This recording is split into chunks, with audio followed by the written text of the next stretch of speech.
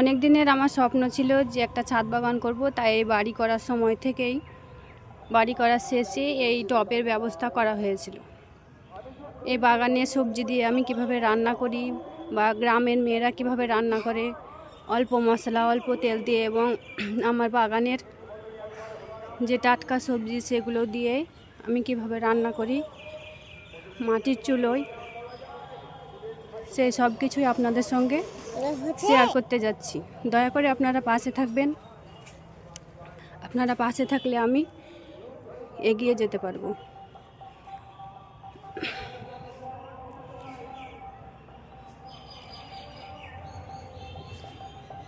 দেখেন কত টমেটো ধরেছে।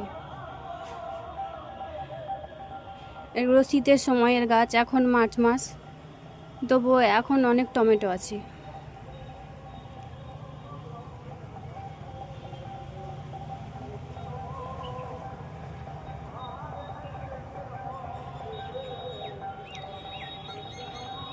এই বাগানের প্রত্যেকটা গাছ, এগুলো এলাচ গাছ,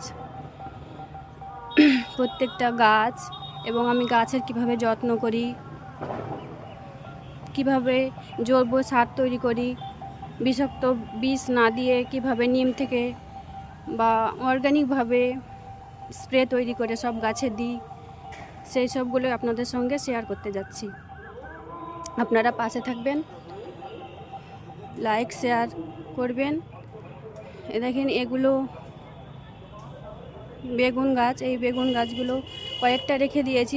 এখানে পুরোটাই বেগুন গাছ ছিল। সেই বেগুন গাছগুলো একটু অনেক দিনের হয়ে গেছিলো, তাই বেগুন গাছগুলো কেটে ফেলেছি। কয়েকটা রেখেছি যাতে দরকারে আমাকে বাজারে যেতে না হয়। দেখেন এখানে কুমড়ো গাছটা আমি নিজে থেকে লাগাইনি, মানে হয়তো কোনো আবর্জনা ছিল সেটা ফেলেছি। কুমড়ো গাছ, সেখান থেকে গাছটা হয়ে গেছে। এখানে মাটি খুঁড়ে আবার ভালো করে সার দিয়ে চুন দিয়ে তৈরি করছে আবার বেগুন গাছ লাগানোর জন্য, যাতে গ্রীষ্মে আমাদেরকে বাজারে গিয়ে বেগুন কিনতে না হয়। এগুলো সব ড্রাগন গাছ।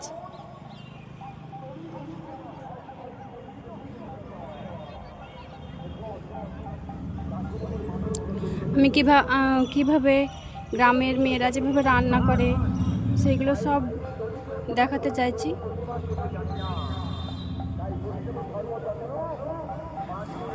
মাটির চুলোয় রান্না করার যে স্বাদ,